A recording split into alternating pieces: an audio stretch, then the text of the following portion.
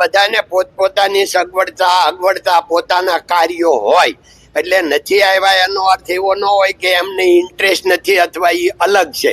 બધા ભેગા જ છે. ધન્યવાદ. જય હિન્દ, જય ભારત, નમસ્તે. બધાને પોતપોતાની અગવડતા પોતાના કાર્યો હોય એટલે નથી આવ્યા એનો અર્થ એવો ન હોય કે એમને ઇન્ટરેસ્ટ નથી અથવા એ અલગ છે.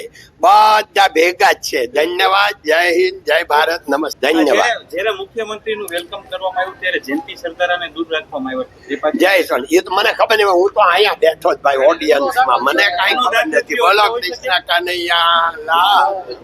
આજે રાજકોટમાં સરદાર ધામના આયોજનનું જે ભૂમિપૂજન હતું એમાં માનનીય શ્રી સીએમ સાહેબ સાથે બધા આવેલા, એનો આનંદ છે.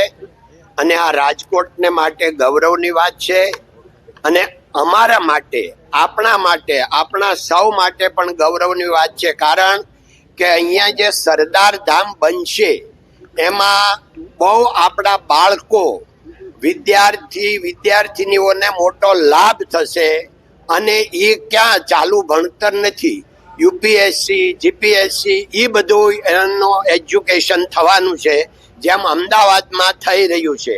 તો એને માટે ખૂબ શુભેચ્છા, ધન્યવાદ અને આનંદ. અત્યારે જો સમસ્ત પાટીદાર સમાજની સ્થાપના સુરતમાં છે, સમસ્ત પાટીદાર સમાજના બેનર નીચે આપણે 2006માં 12 લાખનું ઓડિયન્સ અને 1600 વ્યક્તિઓ સ્ટેજ ઉપર હતી એવો બેટી બચાવનો કાર્યક્રમ કરેલો 2006માં. એનું ફળ છે કે પહેલા જે 1800 દીકરીઓ હતી, આજે 950 થઈ ગઈ, એનું ફળ છે. એટલે એમાં સમસ્ત પાટીદાર સમાજ, આ સરદાર ધામ એ સમસ્ત પાટીદાર સમાજ જ છે, એટલે આ એનું ફળ છે.